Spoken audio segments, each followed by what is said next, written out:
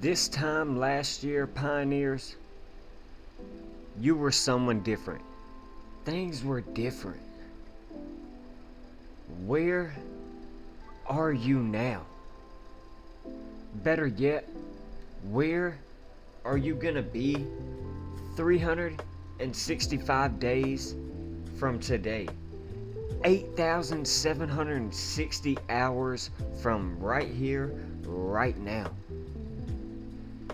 Disappear for a year, 365 days, 8,760 hours, then come back and shock the world. After all, Merry-Christos-Mas. Ancient Egyptian cultures used to know Christ meant spirit and Mas meant birth. So let today be the spirit of your birth, the birth of your new spirit. As we get ready to transition into what we call New Year on the Gregorian calendar. Why wait till New Year's to start a New Year's resolution when you can start right now on Christos-Mas, the birth of the Spirit Day? So very important. Let's get started and deep dive, pioneers. Sending you much love and high vibrations. I know it's December, the cold moon, and it's cold and it's going to be hard, but are you brave and strong and courageous enough to step into uncharted territories, take the path unchosen, develop your craft day and night, building your success to get to your outcome? I need to see what it looks like. 8,760 hours dedicated to your future. Where focus goes, energy flows. What you tune into, you turn into. The problem is, people put too much energy into Netflix, sporting events, TikToks, chilling. Put too much energy into nonsense instead of themselves. They put too much energy into entertainment. Are you not entertained with your life? Are you not going to put energy into something that's fulfilling your purpose, your destiny? Or are you just going to walk away from everything that you've ever wanted, your dreams? Life has not been easy for you, but you have survived the greatest traumas you have been through, and you're still here today. But how tired are you of where you are right now today? Stagnant, complacent, barely getting by. How bad do you want to level up, evolve, ascend? What are you willing to do? Are you willing to sacrifice? Little and small sacrifices for bigger and better things. What are you willing to give up? Who are you willing to let go to get to where it is you want to be in your life one day? See, everybody wants to be somebody successful, rich, wealthy. Everybody wants to climb mountains, to live their dreams, to be praised and celebrated.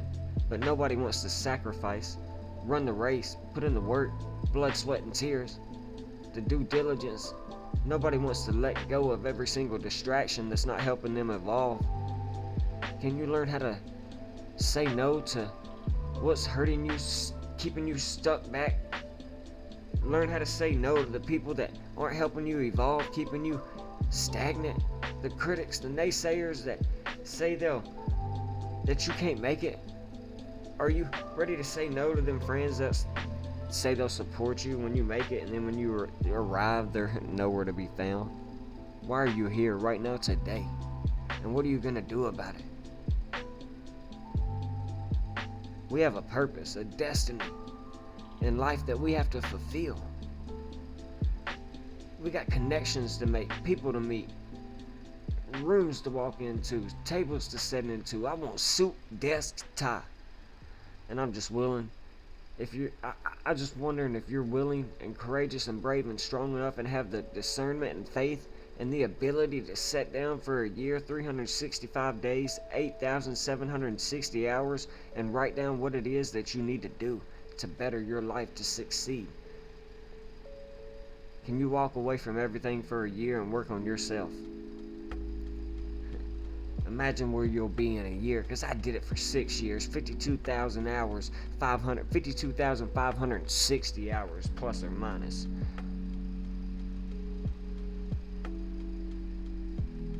You've got one life to live. rain, sleet, snow, the time is now. Own it. Be you. I got 4 words for you. Get off your ass. Get it going. Get off the internet. Unplug from the matrix. Evaluate where you are so you can evolve. Get where you're supposed to be. Get off your ass. I know you may be hurt, broken, tired. I know you may be scared and worried and confused. And I know you may not believe in yourself and you may have questions. I know that you're bleeding in places that nobody can fucking see. But if you get up off your ass, you can heal. If you get it going, you can heal. You're standing at the edge, the precipice of the greatest opportunity of your life, or you're going to take it or you're going to squander it and waste it. The time is now, right now, today. Can you afford to take a leap of faith? Come on, pioneers, it takes faith to let go, to get it going, to step into your purpose, to build your craft and your skill, to get to your outcome, to step into your destiny. It takes faith to pull away from everything, to be the black sheep, to walk the path unchosen, to step into uncharted territories and become the person you were born to be, the divergent glitch and pioneer in the matrix reality. The first person that needs to be influenced in your life is you. You pioneers, be you. You can't lead anybody, go anywhere, support anybody, unless you supported, led yourself. Turn lead into gold. Follow a specific plan that can allow you to be your best self, your higher self. While there are people that are trying to bury you, they forgot you were seeds and then you grew and blossomed and you survived. Are you bold enough, radical enough, courageous enough, brave enough? Are you hungry enough or thirsty enough to go after what it is you believe is yours? Are you insane and crazy enough to disappear for a year, 365 days, 8,760 hours, then come back and shock the world? Can you suffer now so you can live the rest of your life a champion, a pioneer? Because what you believe in your hearts and speak in your minds will eventually become your words and your reality. And what you repeatedly do gets ingrained in your subconscious mindset. And what gets ingrained in your subconscious mindset becomes an unconscious action and an unconscious activity. And I've always wanted my unconscious actions and unconscious activities to be guideful, helpful, and nurturing to others. So sending you all much love and high vibrations out to wherever you are on this very celebrated day, several places all around the world, whether that's Hanukkah, Kwanzaa, or Christmas. Merry-Christos-Mas. And we'll be breaking this day down deeply today, getting into some technical analysis, some cryptocurrency as well in this video, but spending the first start of this video breaking down the importance of this day so that we can continue to lead our generations on to knowing the truth behind these pagan ritualistic holidays that we celebrate today without even knowing. So we'll get started. Deep dive in some things that you may not know about Christmas. Christmas is the time of the year where we teach Christmas to be on their best behavior to avoid Santa's naughty list, while millions of others celebrate the birth of Jesus Christ worldwide. However, there is a darkness that surrounds this holiday that many love and cherish, and most people are completely unaware of it. And these dark elements have originated from the beginning of some ancient cultures that makes Christmas what it is today. From the origins of Santa and his devilish associate Krampus to Christmas Day itself, which originated itself from sin and mayhem, from Saturnalia, back in the pagan Roman festivals of the day to the god Saturn, known as the darkest days of the year. Here's some things about Christmas I bet you didn't know. You know, first of all, many of you know Santa Claus as a fictional character who originated from Saint Nicholas, who was known as a monk or a patron saint, a bishop, who would, for hundreds and hundreds of years, has been known to have had given away all his inherited wealth and traveled the countryside and world helping the poor and the sick. But this story, after many anthropomorphized modifications, has become as the jolly old Kris Kringle, Father Christmas, Saint Nick as we know today's Santa Claus. But what many may not know is how Saint Nicholas became the patron saint of children.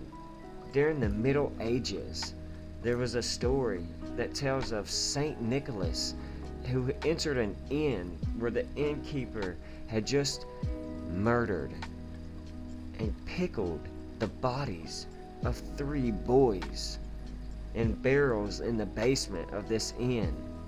And it is told that the bishop, Saint Nicholas, was so powerful and majestic that he could sense the crime and he could even resurrect these victims as well.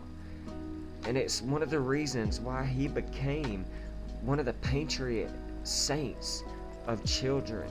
But this story was eventually replaced by one less gruesome, which became more popular, I guess, for whatever reasons.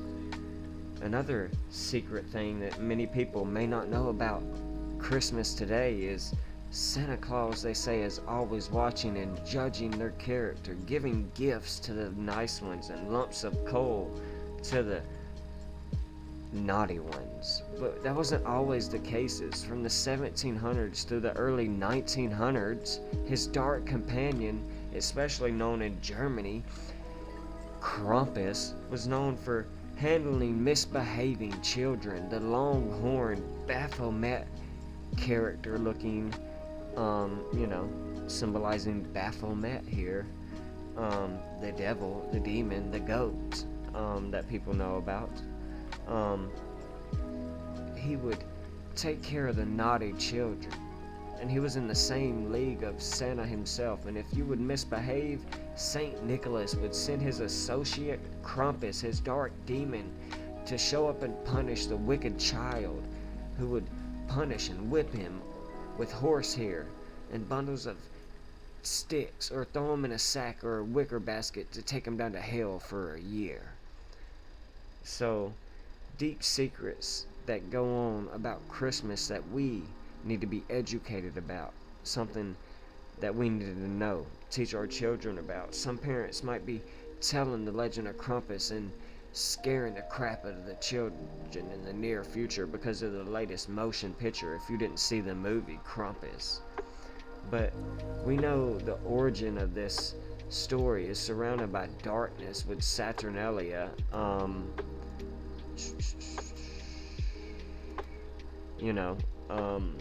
the, ritualistic holiday there of what's known as the Purge.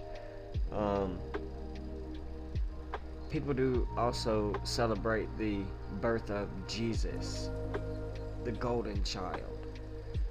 But some people argue that December 25th is not Jesus' birthday, that the Bible stipulates that he was born in the warmer months around, say, September, maybe September 11th. So where did we get December 25th? We get it from the pagan holiday called Saturnalia, which predates Christianity and the Bible itself. It was a week-long holiday, which ran from December 17th through December 25th.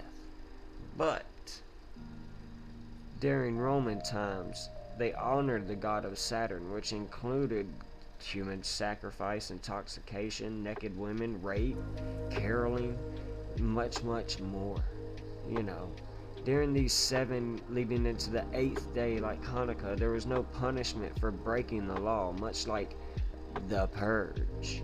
But Christianity eventually adopted Saturnalia in hopes for adopting pagans into Christianity by promising they can still promise and celebrate as Christmas, not Saturnalia. However, I don't think they followed the rules throughout time. They said that it should not be celebrated like it has. They went and later on decimated the last remaining days of Saturnalia, which was the 25th, what they claimed to now be Jesus' birthday. And this goes even back further. We know that in ancient times, the Moabites would celebrate a public child mass and sacrifice during the winter solstice, December 25th, building up to this most ritualistic time period of the year, the birth of the sun. Winter solstice being where the darkest days come, where the sun dies for 3 days and then is resurrected on Jesus' birthday. So this ancient ritual sacrifice was celebrated where parents would compile long wish lists, not the children, but the parents, that they would like to see in the next year. And then they would bring the infants that were born within this year to the idol Moloch or Baal or Beelzebub. And they would stuff large fires inside of the hollow metal deity. And the parent would bring their screaming child to the lap of this deity and lay their child in the lap of Moloch, Baal, who in some pictures wore the rigid cap that Santa Claus wore, the same cap that Mithras, the god of the sun, wore. You can see it in certain pictures, the same Santa Claus cap. So very, very ritualistic, this time period. Baby Jesus symbolizing Tammuz, the son of Nimrod and Semiramis. So very important. Used to be known as Eros before Jesus came along. But parents would sacrifice their children into the lap of Moloch while they began to confess their long list of desires for the coming year. And do you not see that people still do this today when they bring their children, some of their screaming infants who are pure, to a Santa Claus character in a mall, and they're screaming and yelling and having a hissy fit? Pictures and actions prove a lot more than words. This Santa Claus character. See, a child, someone who's older, may not scream their guts out because they've already, over a few years, have been indoctrinated past the darkness and demonic forces. But infants hate Santa Claus, and the proof is in the pudding. I've seen it with my own eyes plenty of times. So, very important. But let's deep dive this even more. You see, Santa is a allegory, a parable, an anagram for Satan. Santa, Satan, also known as Saturn, Saint Nick. Saturn is known as the Slayer god, and we know Santa flies around on a sleigh. So predating Christianity and the story of Saint Nick, we know ancient mythologies used to tell us about Saturn flying around on a sleigh of serpents, holding the sickle, the scythe, because we know he was known as the god of the harvest. But they tell us that it is Jesus' birthday today, even though we know it is known as Nimrod, where the story of Jesus comes from, the story of Santa, where the story of Santa Claus comes from, Nimrod holding the reindeer and the Christmas tree in circa 2000 BC before Christ.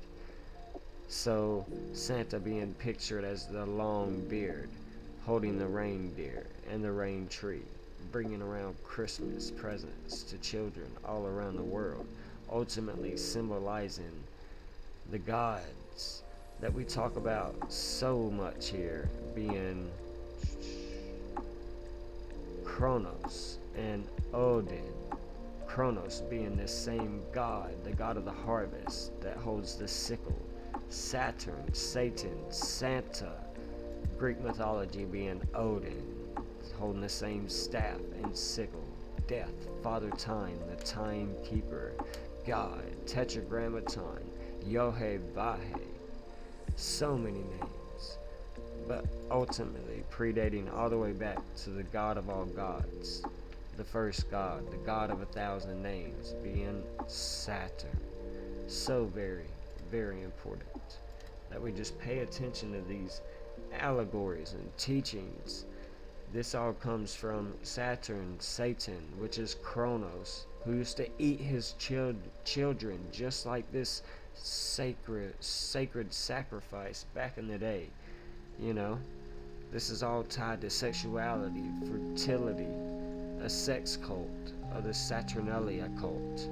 Now, Saturnalia just ended on the 23rd. We know it was supposed to end today, but they disbanded the last couple days, years ago.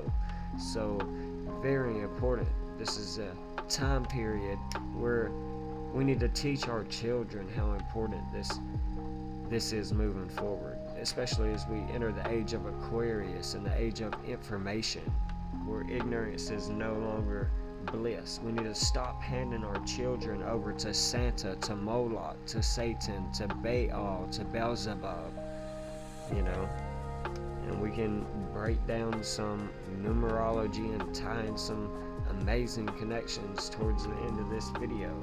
How red and white, or just go ahead and do it now. Just free flow. See how it goes tonight. But we know that we'll come back to all this, but the red and the white that Santa Claus wears equals 666, and I believe it's in the Sumerian cipher. Ancient Sumerian thing, 666. We know it wears the red and the white. Okay, so very important. Dating back to the red and the white we see with the Red Cross, or the red and white that we see in the shield of the Rothschilds with the 8-pointed star of Unana, or however you say it.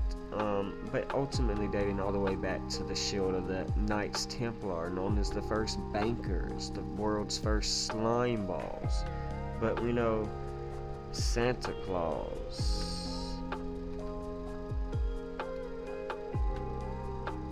giving us that same 666 as well. So tying us into that, what some would perceive as the evil number. In the satanic cipher, if we were to pull that up and type out Happy Christmas, we get that same 666, the mark of the beast number. And fa la la la la la la la la in English ordinal, right here, if we were to type that out, would give us the same 666. So truly amazing how this is always coded in, but always tying us back into Father Christmas, giving us that same 69 that we get in Saturn, that we just shared with you, is Satan, Santa, Saturn, an anagram mix-up for Satan and Santa. So giving us that same 93 right here as well. Father Christmas, another name for Kris Kringle, which gives us that 74 that we get in Lucifer, another term for Satan. But then again, this is Christmas, Christos-Mas, Christos meaning the Christ within in Greek mythology, the anointed one. You are the Christ within. It literally tells you in the Bible in verse Luke 17:21, nor will people say, look, Here it is, or there it is. For you see, the kingdom of God is in your midst. It is within you. And it literally says right here for public knowledge, the kingdom of God is not a physical kingdom. It is a transformation of heart and mind, brain-heart coherence, a way of believing and living in preparation for eternity, manifesting your abundance, love, and prosperity through alchemical process. Again, the Bible was written in allegory and parable. It is literally telling you that you are written in the image of the Creator, making you a co-creator, a sorcerer. That's why a man and a woman can get together and make a child. It is magic. But you were made in the image of God, the Elohim. Period. So very important that we just continue to remember these things and deep dive who we truly are. Happy Christos-Mas for everyone out there who realizes the Christ within them, and doesn't get stuck in this idolatry, So very, very important. It even says in a Bible verse, Jeremiah 10, learn not the way of the nations. A tree from the forest is cut down and worked with an axe by the hands of a craftsman. They decorate it with silver and gold. Jeremiah. And what do we see people do today? We see people decorate a tree, but we know it also represents the phallus of Osiris, or the phallus of Nimrod, the penis. Just like the tinsel represents the sperm, and the balls represents the testicles, like on Easter, another fertility holiday of Ishtar, where you're walking around sending your children to look for Nimrod's testicles. Lent, Halloween, the Trinity, a lot of these things which come from ancient worship, we literally see people today participating in without any discernment and wisdom and knowledge. Okay? Discernment, the ability to judge well. So Nimrod, Tammuz, was the baby of Semiramis and Nimrod, which Tammuz was later anthropomorphized into Eros and then into Jesus. Same character. So very important. This is where we get the Trinity right here. It's paganism, okay? Point blank, period. On December 25th, people believe they're celebrating the birth of Christ when they are in fact glorifying the birth of Nimrod, also known as Moloch or Baal, meaning Lord. And let me say that again for the people in the back. Baal, meaning Lord in English. Alright? Or Beelzebub. Okay? Who they would again offer their children up into a fire ritual where they would be burnt in the furnace of Moloch or Baal in these fire fertility rituals. Okay? So, Sol Invictus, which I don't think I had that pulled up.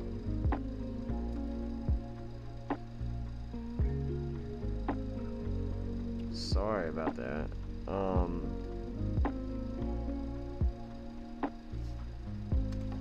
Sol Invictus was the ancient pagan Roman sun god that would be worshipped on the 25th. Okay? So you're putting your energy into Satan, Lucifer, Saturn when you practice Christmas. Remember that. Understand that. See that no one takes you captive through philosophy and empty deception according to the tradition of men and the basic principles of the world rather than the Messiah, the anointed one, the Christ within. Stop falling victim to TikTok swap videos, somebody else's groupthink and belief. You are the Son, the soul, the living, breathing body of the gods, built in the image of the Elohim. Alright, and going back to the Christmas tree, the phallus, there's so much symbolism here that we can decode. The wreath is the vagina that the phallus goes in. The bow is the blood that drips, and the truth is what matters. And while the first settlers of the nations were believers of and followers of the Messiah, they did not observe Christmas. It was outlawed in all 13 colonies because it was based on paganism.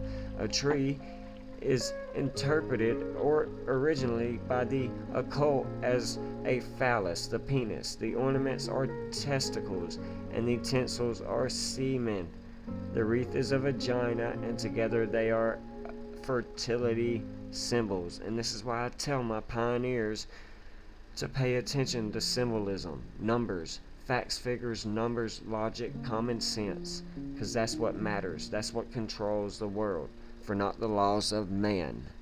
Why is that? Because it's what something symbolizes that matters. And when you take that energy and you take it into your home, you're not putting energy into yourself, you're putting it into these ancient ones. And I'm not telling you not to do it. Do whatever feels right into your heart, but it has nothing to do with Yeshua. That's his true name. There was no J in the Aramaic language.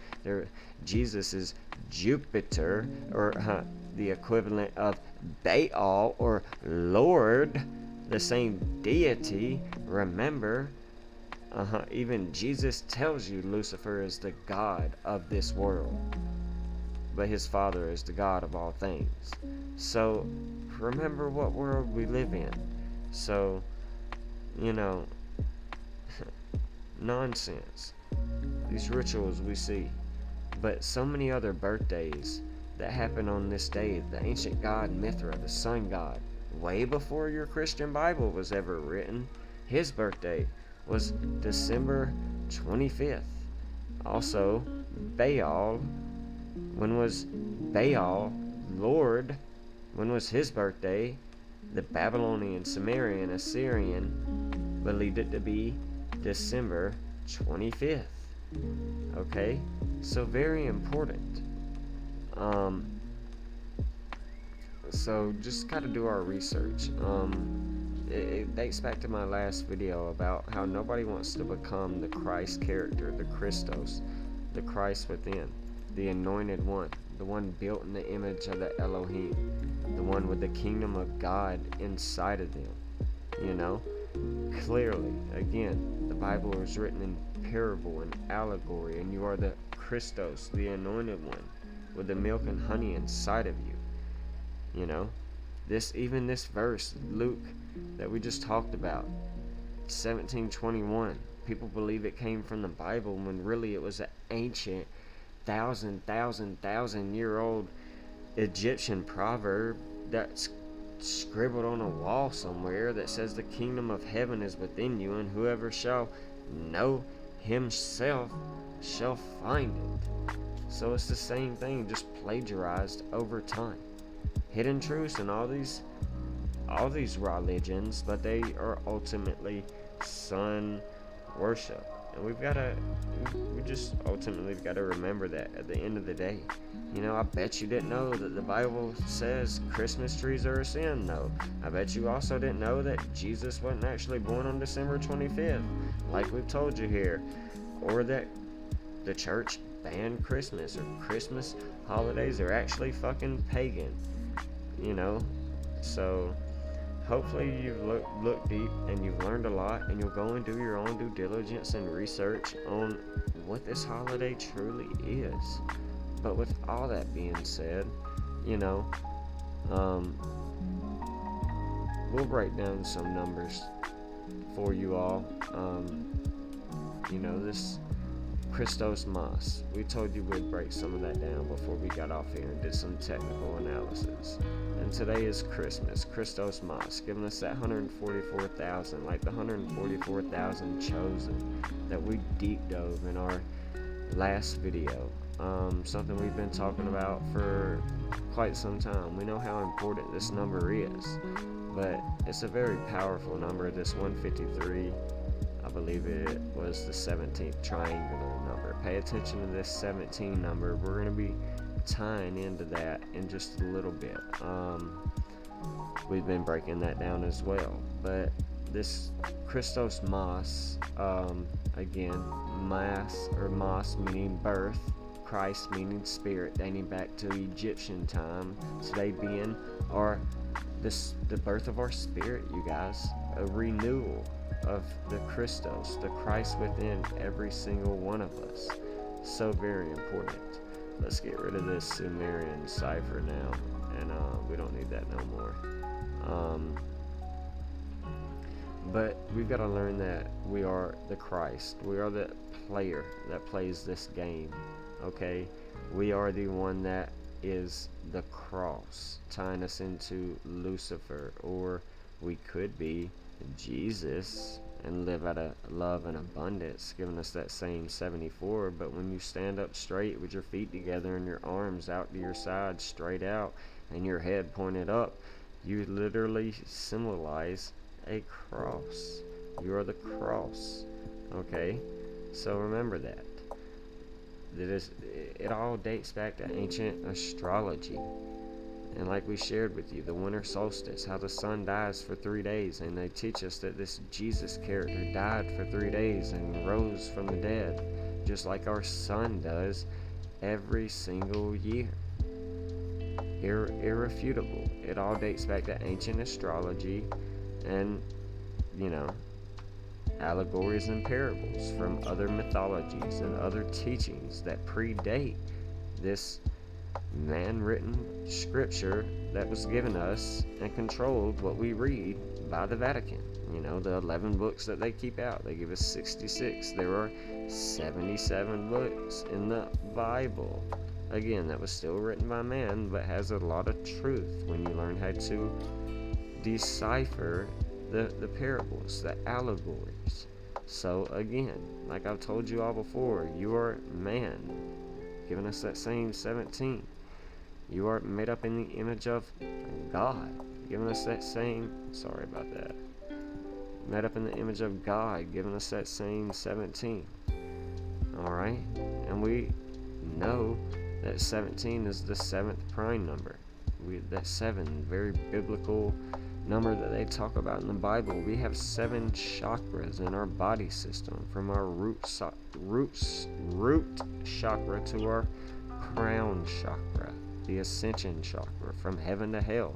And we live on earth, okay? I'm pretty sure earth gave us that same 17, and it did, at least this is what they tell us we call this planet. But ultimately the Greeks knew that we were the sun, okay, giving us that same 14 that God did. But they spelled sun S-O-L. We were the soul, giving us that same 17 that man and God did. Things we've gone over in the past. So irrefutable. They knew we were connected to El, Saturn, the Elohim, built in the image of the Elohim, the gods, giving us that same 17. Okay, irrefutable, undeniable. And when we bring in the periodic table of elements and we look at the 10th element, which is the element that I'd like to look at and consider, is neon. Okay, giving us that same 20. When we type out player, when we type out man, we get 10, matching God, 10. We are the player, 20. But we're the currency that runs this realm. That's how I like to think of it. Greek. This comes from the Greek word neos, meaning new. Okay, we are neo. And every year we again go through the Christos-Mas,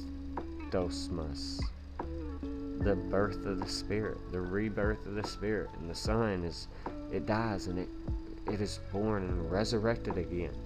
Something that happens inside our 12 cranial nerves as we transition through every zodiac every year. Something that happens as we sleep and awake every single day. We die and we awake again. Horus versus Set. Dating all the way back to ancient mythology, they knew these things. So very important that we just, deep dive all this together and realize how powerful and truly amazing we are. This, they tell us, is, like I said, the birthday of Jesus, when we know it's really the birthday of Nimrod, giving us that same, if I can spell birthday right,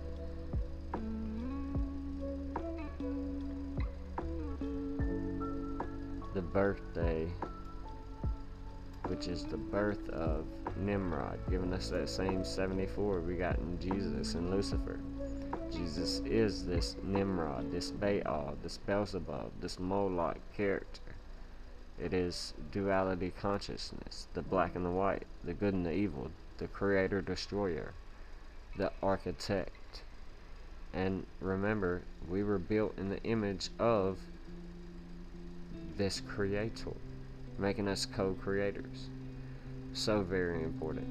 So with all that, being said, we did a little bit of numerology, gematria. We broke this down for you all. We taught you about the history of Christmas and some predated origins of where it comes from. And now it's time for us to get into the technical analysis part of this video. We'll jump straight into some Bitcoin technical analysis, and before we do that though, we'll talk about some dates, and we'll be tying this back into obviously still Rosh Hashanah and the start of the Shemitah, the Jewish Hebrew New Year, and the 7-year sabbatical cycle, which is known as the harvest of the land, which has everything to do with the god Saturn, Kronos. Used to be agriculturally, but now today is more finance and commerce and economically centered. So just a reminder, tomorrow is Monday, the 26th, and it is going to be the day that the stock market would typically open, but it's going to be closed tomorrow because we're still celebrating a holiday, which was today, Sunday, the day of the sun, which was a golden day. Gold is the 79th element, being the 359th day, giving us 72, the 72nd prime number, tying us into Bitcoin, which is known as the gold of cryptocurrency. So just a very powerful day, but it is known as the day of the sun. Like we talked about, some consider it to be Jesus' birthday, Nimrod's birthday. Some argue that that's January 6th, whatever. Anywhere you look on the internet, it says it's the 25th. So what do you just go off of the esoteric, what they tell you and what you see hidden in plain sight. So, don't take anybody else's truth as your truth. Find what resonates with you and go from there. So, just these next 2 days going to be very important for cryptocurrency, because the stock market is going to be closed for Christmas, and I forget what they call it. It's like Christmas observed or something, and they take Monday off for the stock market and to observe it. And crypto is going to be trading alone, crypto casino, until the 27th, Tuesday, Martes, the day of Mars. So very important. Last year was the day that we were able to prepare our pioneers for a potential bull trap that we then saw that morning cryptocurrency market sell off. So this day, that leaves 4 days left in the year, is something that I'm going to be paying attention to closely, because it's coming out of a day that left 360 days in a year, full circle, 360 degrees. And again, this would be a day that traditionally the stock market would be open, and like I said, I think they call it Christmas observes, and I think they're going to be, in their plotting and scheming, doing whatever, Ultimately, it's 92 days since this Shemitah, though, and when you type out Shemitah, you get the number 92. So we'll just go ahead and show you that, something in case you're new here. We get that very powerful 92 in reverse ordinal. So something I'm paying attention to very closely. It's just this date tomorrow, and the 27th. Just a few key dates to keep in mind so far. So let's keep moving with this.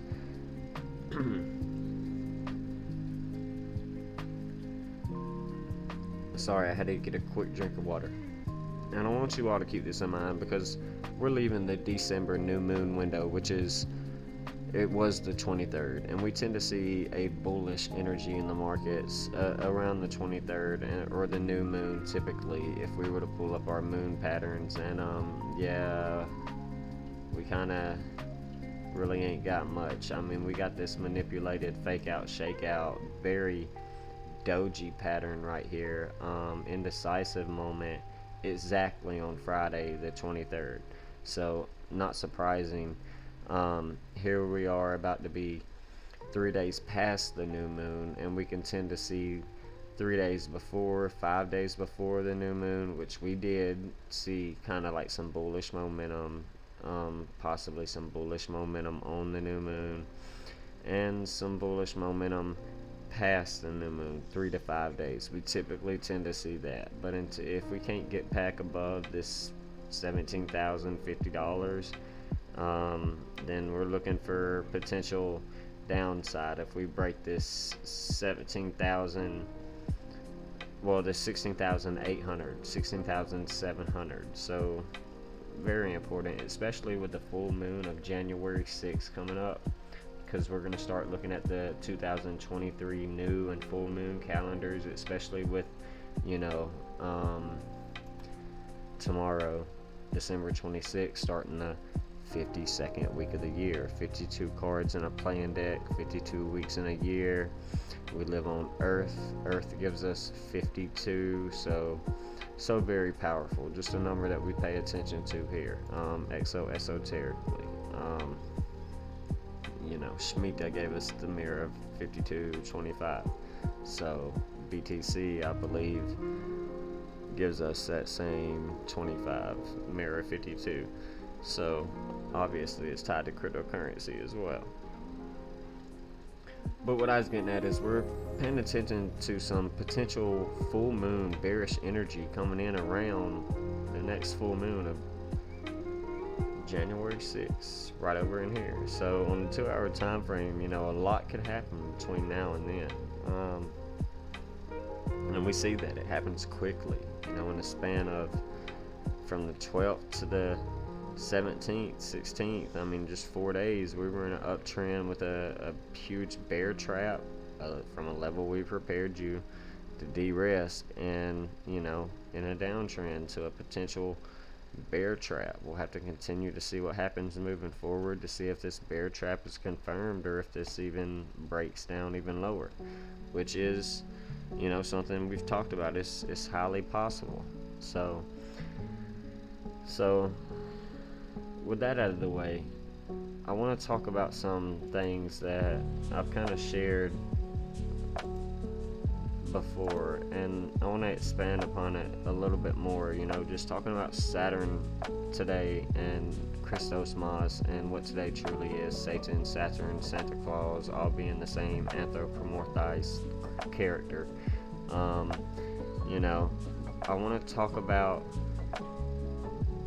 connecting back to Rosh Hashanah and the 27th, 28th, and 29th. Because we know Rosh Hashanah was a multiple day event. It started on the 25th and it ended on the 27th, and the 26th was the end of the 7-year sabbatical cycle, the 7th 7-year sabbatical cycle. And Shemitah, that started the 50-year jubilee on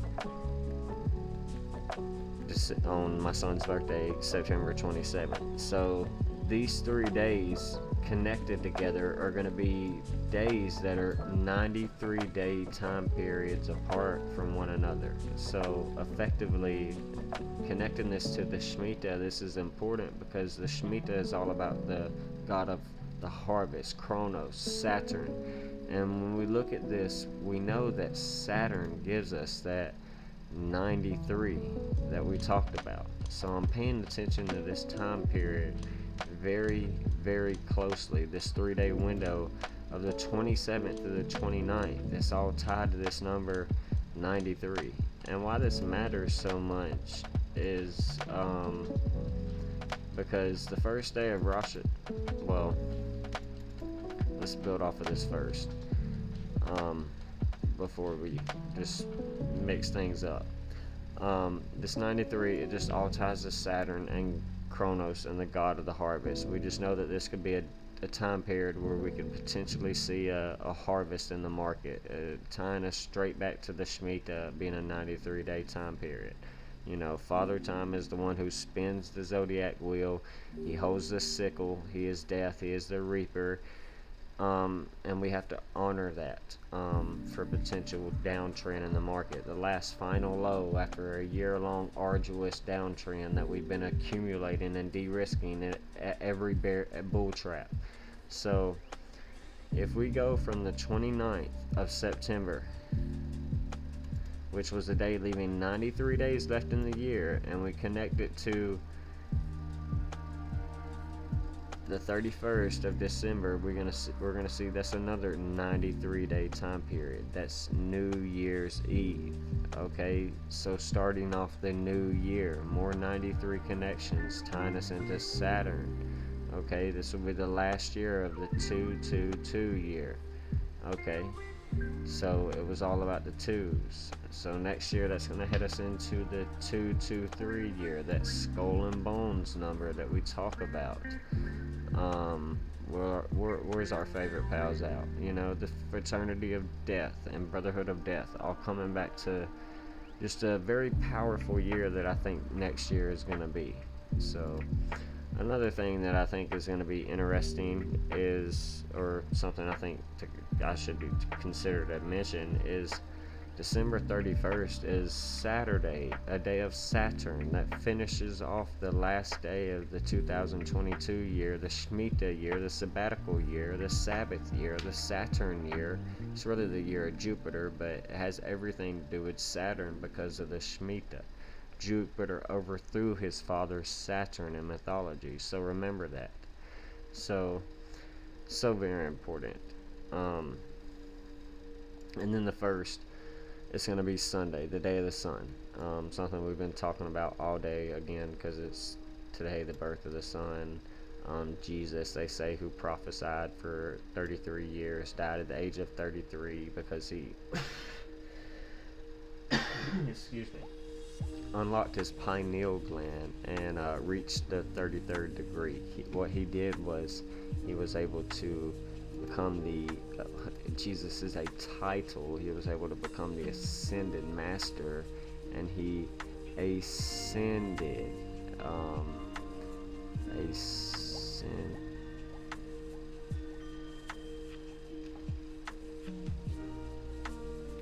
I totally slaughtered ascension wrong. Well, it's in one of my previous decodes, and when you type out ascension, you get that 33. So, you know, the 33 degrees in Freemasonry. I'm looking at my notes, and I can't believe I don't have that right in front of me. Oh, yeah, there it is. ASCENSION. I hate to make mistakes, you guys. Nobody's perfect. But again, giving us that same 144 as well. The 144,000 chosen, and he was one of them. You are too. You are the Jesus body, the Christ body. You have 3 sixes, 6 protons, 6 neutrons, 6 electrons in every atom that makes up every cell of your body. You are the connection to Jupiter that we get right here. Jupiter, the 99. Okay? And it's your job to ascend too. So that 33 we get in ascension. We'll just go ahead and put that down there. So very important. But this time period of the first being a Sunday, the day of the sun, giving us a 33 in 3 months, 3 days since the, day that left 93 days left in the year, tying us back into Saturn, Father Time, Kronos, Odin, the timekeeper, But I don't know, just being a day that adds up to 9 in numerology, and we know sun gives us 9. So I'm just paying attention to the first being important. It's obviously, 1-1, obviously being Genesis 1-1 in the beginning. Everything started. It's a reset, basically. Or, January 1st, New Year's, new day, they tell us. So even though the Gregorian calendar, January is really the 11th month in honor of the god Janus, the Greek god. That's why, January is the 11th month. But we'll get into that in a January decode. We did one last year. We'll probably brush up on it this year as well. So very important. But just a little longer on the dates, and then we'll get into the technical analysis. All right.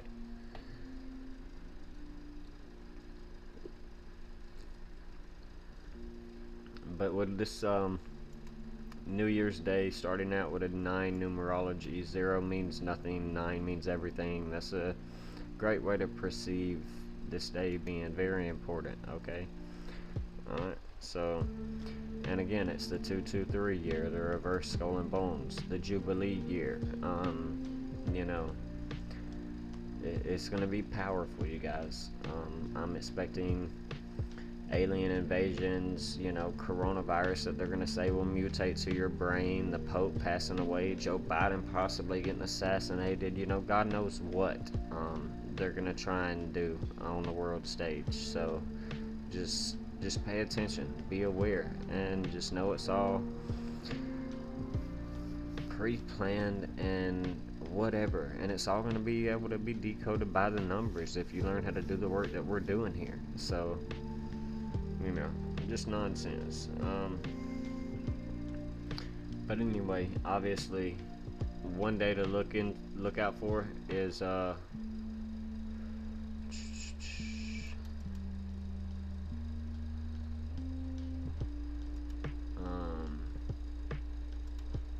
obviously January 5th and 6th. Obviously, that's the full moon. So 3 days before will be the 3rd. It's going to be 96 days from a day that left 93 days left in the year. We were tying that into, Saturn and everything. But we'll take this back to the start of Rosh Hashanah, and it's going to be exactly 100 days. So that's pretty important. 3 months, 9 days. That's the mirror of 93. But it's 3 days before the full moon, so it could be a bearish time period. Full moon on the 6th could be a bearish time period. 103 days, that's tying us into Mercury, the god of commerce. 103 being the 27th prime number. Okay, but it is the 6th day of the year, tying us back into the 6th planet, Saturn. So very important. We'll pay attention to this day. January 6th, we know that insurrection day that we've been talking about. Just let's pay attention to world news, not just cryptocurrency, economics, just any kind of events that could pop off. So very important. And then obviously we'll go as far as right now, this 108 days being the spiritual number of completion. We know when we drop to 0, we get 18 being high, or in Judaism, a number meaning life. We know Eve in Latin means life. Okay, 18 means life. 1 being the matrix body, U8 being the infinity symbol, the infinite connection to Jupiter, Thoth, Jesus, God, the cosmos, whatever Buddha you believe in. Okay, but 108 Harshad being the spiritual number of completion. So all the way up until this 111 number, which is a manifestation number, the date 111, January 11th, I'm going this far in this decode to show you how powerful the start of the first of the year could be, with a sharp downtrend and then an automatic buyback all the way up until possibly around this time period, 3 to 5 days after the full moon. So very important, if history was to repeat itself. So just paying attention to see what we can see in the cryptocurrency market, especially with this being a day that adds up to 55 in numerology. We know Satoshi Nakamoto gives us that 55 when we type this out in numerology, which is the creator of Bitcoin. But of course, it's being Christmas, Christos-Mas, we're going to talk about how it ties back into God as well. Or Satan, which is Saturn, which is Santa, giving us the same 55, but ultimately being the timekeeper. So very important, giving us that same 55, okay? Or that 107, drop the 0, the timekeeper is God. 17. But you are man, manifest your own life, keep your own time. Time was created by man. It's literally a constant and does not exist. It only exists because they keep you trapped in a time on a little certain date, in a little certain box, on a little certain calendar, and in a short attention span. Reach the 33rd degree and ascend and become the ascended master, the chosen one. Have a spirit birth today. Merry-Christos-Mas.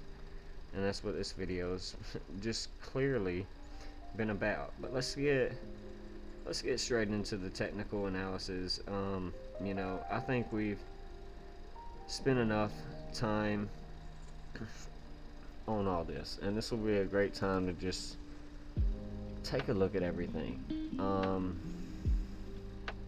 This is the index chart for Bitcoin, and let's go ahead and look at this on, let's say, the 3-day time frame, and that's a lot nicer.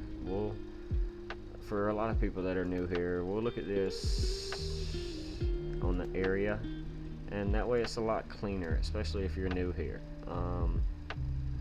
We'll zoom out, and over time, if we were to look at this to the logarithmic chart, we just see that, well, Jesus, it's just been a perpetual uptrend. So a year-long downtrend is not uncommon. We've seen this before. We've done this before and before. So this is a great place, to start. This is the, if anyone wants to talk shit about Bitcoin, you just show them this chart with, from less than a penny, we're up to 70,000, 69K, and it's over 1,000,000%. Madness. Nobody can say anything negative about this performance, when the greatest performing asset ever. And it's funny how these narratives always come in at these times. So let's get out of this, and just know that we're being patient, accumulating, and dollar cost averaging into what will one day be an asset that reaches over 6 figures, maybe even in the 20-30 year future, 7 figures. So not financial advice, but let's go ahead and turn this back into the candles.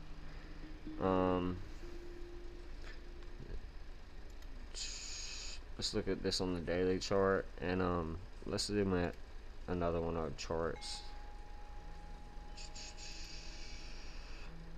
Look at this right here. We had a rising wedge with a falling wedge that had a 68% chance of a breakout, because the rising wedge had a 68% chance of a breakdown. We saw that almost clear retest of the golden ratio, 161, and right now we're just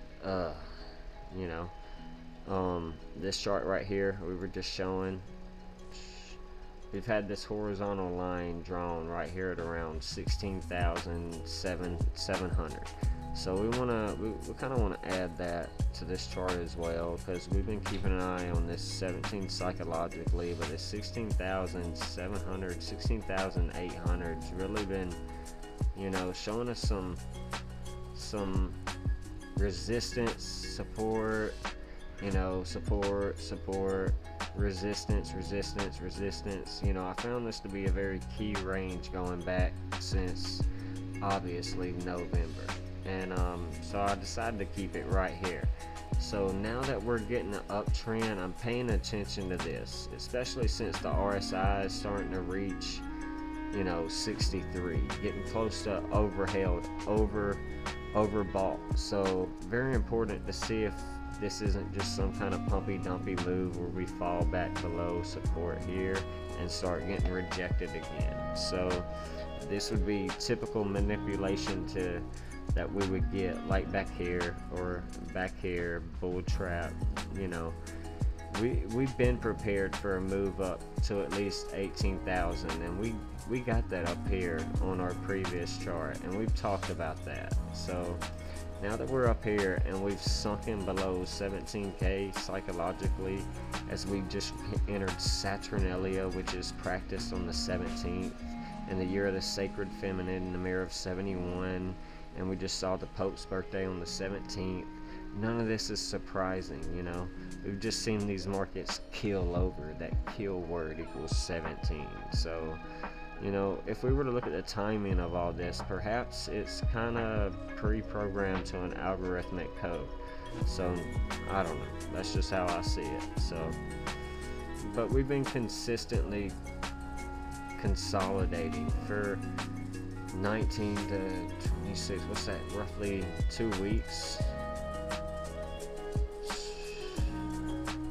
Well, that's 6 days, so we're on a 2-hour time frame. So, roughly a week. If we were to just continue to consolidate for, I don't know, maybe another few days, where's that going to take us? Another 2 weeks, say 6 days, 12, 13, 14 days. Where's that going to take us? Right there around that 3 to 5 day window before the full moon. So if we just see consolidation, sideways, boring price action right here, the longer we hang out sideways, the more of a chance we have to break structure. And that would be perfect to see an amazing energy, especially if we move up here, get rejection, and then right here around the 3rd, 4th, 5th, 6th to the 8th, a downtrend. That would be perfect. At least for accumulation, and those that have been waiting for this, those that de-risk this 18,000, this level after reaccumulating down here, not financial advice. But I would predict Bitcoin to go lower, possibly in the January full moon. It'd be the most sensible. And another chart we had pulled up was our $13,700 range that we thought we could possibly fall to. We get this right there at around 14k even. We're in the 14-year anniversary of Bitcoin. We've got a liquidity range that goes all the way down to roughly $9,900. But I'm looking for that 137, my 33 charts. Whatever charts solely around the number 33 for Bitcoin.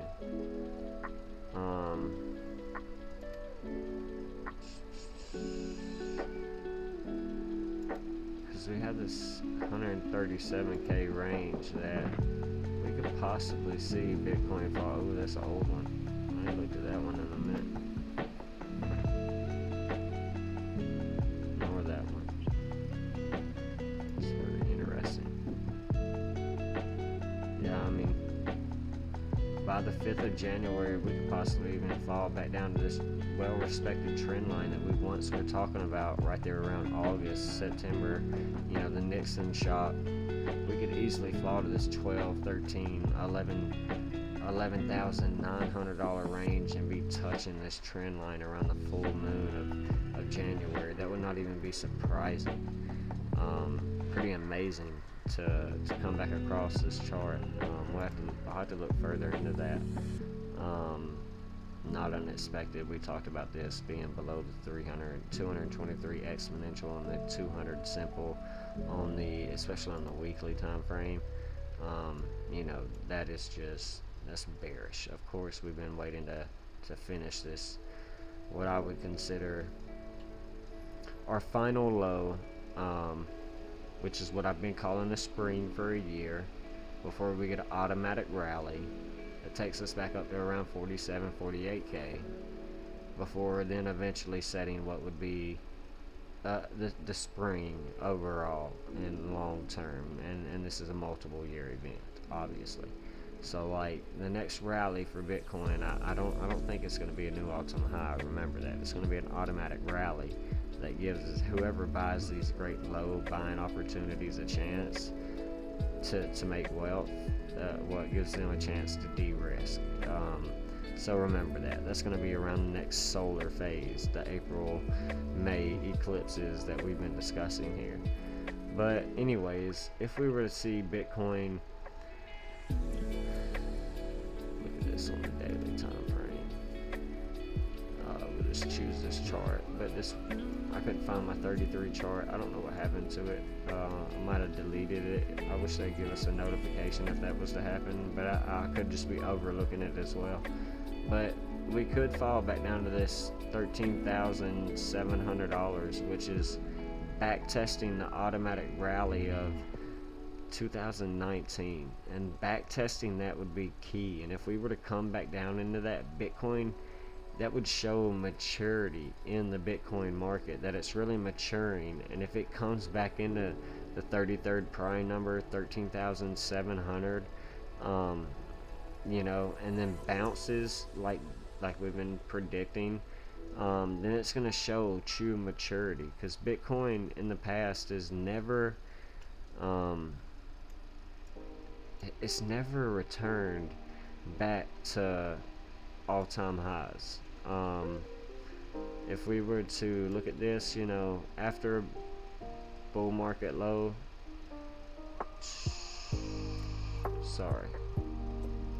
after a bull market top, we never returned back down to where we are now. There we go. Yeah, after a bull market top and a low, we never returned back down to our final, phases below like we are now. If we were to fall and hit that 13,700 range, we're actually falling back into an automatic rally range, is what I'm trying to say. It'd be a first for Bitcoin, and we've talked about this before. So we had our prior all-time high, automatic rally, new all-time high, and now we've been kind of almost back testing this automatic rally. We're back testing the previous all-time high. I believe that's the first ever.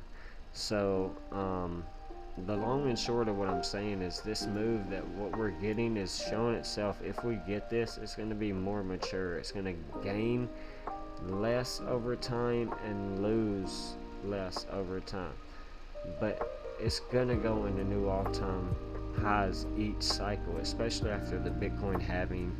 And I don't mean to lose you here with all this nonsense, but while we're still in this energy of a downtrend in a lunar phase, and we don't move into a solar phase until April and May, it's just we gotta accumulate. We got a dollar cost average, and we've got to build a thesis now to eat fruit in the future. And I've already prepared you all for this. And that's why I'm still keeping the January and February full moon in mind before we get to March and April and May, where we tend to see a rally and an exit opportunity for these cryptocurrencies and these stocks, especially since we've seen historical RSI, relative strength indexes, just at all-time lows over the last couple years. So once these things start to recover, it's really going to send us into that next solar phase in April and May eclipse, and then so forth over the next few years. So what we're seeing, like I said, is some maturity in Bitcoin. We're not seeing it drop in straight lines like Terra Luna or Solana or SBX or whatever. We're watching it move up and down, chop, zigzag, hold sideways, really shows some structure over the last 13 years. In the beginning, it was super jagged, broke down hardcore, did a lot of euphoric rallies, whatever, like especially this exaggerated, one right here. It may not be as epic between now and April, like this was back here, but we are going to get some relief. Okay, just remember that. So I've been sharing these ideas and theses for continuation to the downside to around 14 to possibly 1, 2, 3, 4, 5. That very symbolic $12,345. Maybe that 11,900 if we're lucky. The mirror of 9/11, where we saw our last low come in around the lunar eclipse of 11/7. So who knows? We'll just see what happens moving forward. But let's talk about Ethereum real quick. Or real quick, what I will do is,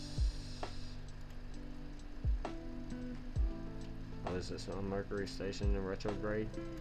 Oh, this is my Mercury station in retrograde chart. I was looking for this earlier, you guys, because that's coming up on the 28th of December as well, which we tend to see it be a bullish time period, even if it is maybe just a bull trap, like this recent one was, and the one before that was, well, sideways and boring, leading to a pump, and then a manipulated Fed meeting that led us into a low.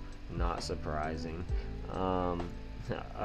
But anyway, before that, going back last year, we were seeing these be a bullish time period, but we are in a bear market, some would say, quote unquote. And Mercury in retrograde has been a bearish time period. So could this next Mercury in retrograde coming up around the 28th of December give us that final low before, reversing into a solar eclipse and a solar phase and, an uptrend, a trend reversal in the markets? So very important. But let's see if I can find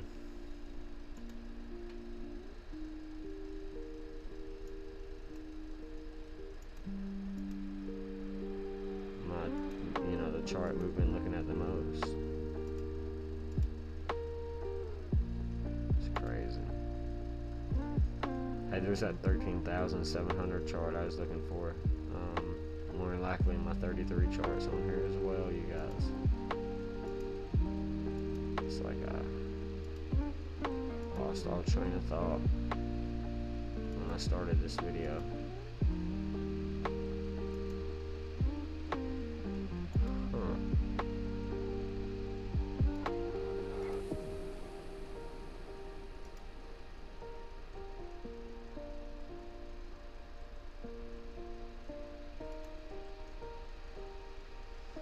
But I was looking for some exponential moving averages, and I'll be able to find them right here. And we can look at Bitcoin on a weekly time frame and see where we're at with the 8, the 13, 21, the EMAs, and obviously still on a down sloping trend. Not good, price downtrend. But one thing I can say is bullish divergence on the weekly. Price downtrend, but RSI uptrend. Lows coming down are breaking below 30, and now we're seeing an uptrend. If we can get back above the signal line and keep climbing up while the price is downtrending, this is showing a bullish divergence, and it could be an automatic rally phase coming or a trend reversal to the upside for a de-risking opportunity to around this 55 exponential moving average of around 26k. So very important, especially I'd say 25k, especially as we get ready to head into the 52nd week of the year. As above, so below. Who knows what could happen? If we're going to see an automatic rally, we're at least getting to around this 55 exponential moving average. And that wouldn't even be surprising, to see that, but who knows? I don't anticipate this market to get through a recovery until the full moon, the February full moon. It's going to take some time. The 5 days not looking so great. Same as well. 3-day getting rejections from 21 and the 8s. At 55 though, at 20,300 is.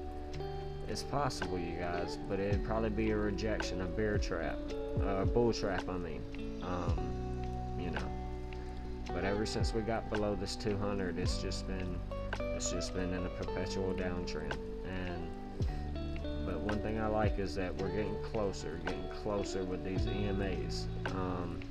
I'd like to finally see these start to cross back above and get in bullish posture though. So, but we can easily wick high and get rejected, just like we did back here,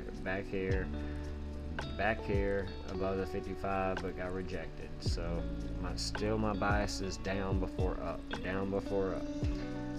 Regardless of the new moon energy right now that just ended 2 days ago, and we could still possibly see some energy up until December 28th that should be bullish. We got to know what this time period is and what this ritualistic time period known as the darkest days is. This continue to show us to break structure and head to the downside, especially breaking below this 888. When we pull a fib pull from high to low, dating all the way back to our previous bull run, getting rejected from the 1618. If we break this, we can head all the way down to this golden pocket at around 11,400 easily, you guys, and we've talked about this, so very important. So one thing we're seeing on Ethereum is, we'll just talk about the moving averages because I can't find my charts tonight for some reason. 5-day charts. This 34 exponential is rejection, something to take note of. 14,070, 147, 14.5 possible rejection areas. Same as this 21. Until we can get above this on the 5-day, and close, then we're possibly not seeing this 55 or this 200 at 17K that we've talked about before. So, who knows? But especially with Bitcoin dominance that keeps climbing to 42 right now, if it just above the 55 exponential moving average. This is all about Bitcoin right now. This is the Bitcoin show, and you need to understand this right now. We are now in a different energy. When the market hits these bottoms for Bitcoin dominance, and then Bitcoin's been stabilizing and holding its supports like it's been doing, and everything else is draining, like Ethereum, XRP, or Cardano, everything else, this proves Bitcoin's the safest asset to be in during a bear market, and this market right now is showing me a shift in Bitcoin dominance. And if we jump up here to 45, 48, we'll say 45 and be safe. We might not get past this and get rejected, but this could damage your altcoin portfolios, and people are screaming Bitcoin's going to zero, whatever. They become this anti-Bitcoin cult, and it's like, I just want the emotions to be sidelined so you can be real sophisticated investors and analysts who build stronger, well-developed fundamental theses and can provide for your families like I am, and that way you don't need to rely on someone else. You can rely on yourself. You can be the Christ, the Christos within, and Merry-Christos-Mas, happy spirit birthday. Don't be inspired by this extrovert bearable bull Kevin Cage whatever nonsense, and I'm not down in them, but I watched them for years and they ain't taught me a skill, and I'm trying to teach skills and crafts, and allowing people to walk away with an immense amount of value that they're unable to pick up from anywhere else, especially when it comes to making money and being an aware wolf, the ascended master, the Jesus Christ character. And I see that there's a positive outlook for anyone, whether that's crypto or spirituality or whatever in life they want, just tapping into some of these things that I'm teaching, I think would really be the greatest takeaway for someone. But anyway, moving forward, there's really not a whole lot to say about Ethereum. We could share the upside downside levels, which is, again, that 1,000 or that 111, $1,110. We could swipe down there, or that 911 number. That's not changed. I'm really liking us to possibly just eat in this wick right here. We've seen Bitcoin eat in these wicks and still close a higher low by like a few dollars before pumping back up. Upside, still looking at this 173, 17,000 or $1,703, tying us back to the co-founder of Ethereum, but Vitalik Buterin, giving us that 173. So who knows? But with Ethereum, I don't really know what's going on, man. Bitcoin's lows, they're showing it could possibly go lower, but Ethereum is just showing some major, a lot more support, and it's really showing that it could be an uptrend, especially if this is a W pattern breakout that I don't even want to get into because it's kind of irrelevant. But if this would be a pattern, we can consider this neckline to be, considerate. And yeah, I mean, we can potentially break 1600, moving into the January new moon, who knows? But I didn't want to get too dragged out into that. But let's go ahead and look at XRP because nothing has changed. Dang, I hate that I can't find my chart. But there's nothing to say here. Getting rejected from all moving averages, sloping to the downside. Daily time frame, rejection from everything. We've been pretty adamant about seeing downside back to this lower 30 cent region, this 33, 32 cent. I would love to see that 321, that 32.2, like we've been talking about. It'd be amazing to see one more final shakeout for XRP, get the weak hands out of this asset, and it'd be solid for a technical perspective. And also remember, every time that ETH makes these moves to the downside, or XRP makes these moves to the downside, it just skyrockets, and it moves to the downside, and then boom, catches people in a bear trap. They let retail play with it, and then bear trap it again, and then they bull trap it and send it the other way, make you feel like you're missing out, and then they do the same thing. They do this over and over and over again. So we're gonna leave this here. I can't really find the charts that I want to talk about. I had some trend lines pulled up for this asset that I did want to get into, but we just want to come out, have some fun, share with you some minutia, monotony, all the things that we do here on the Daily Candle Close News. So with that being said, have a happy and Merry-Christos-Mas and become the Christ within, the anointed one. The kingdom of God is within you, and remember, it's not a physical place. It's in your mental, heart, brain coherence, your 7 chakras, your 144,000 nadis that are in your body. So your 12 cranial nerves that are your 12 disciples. So you were built in the image of the Elohim, the Creator. Start being co-creators and manifest your own life. Pioneers rise. Build your fortress and build your legacy. Take care and God bless.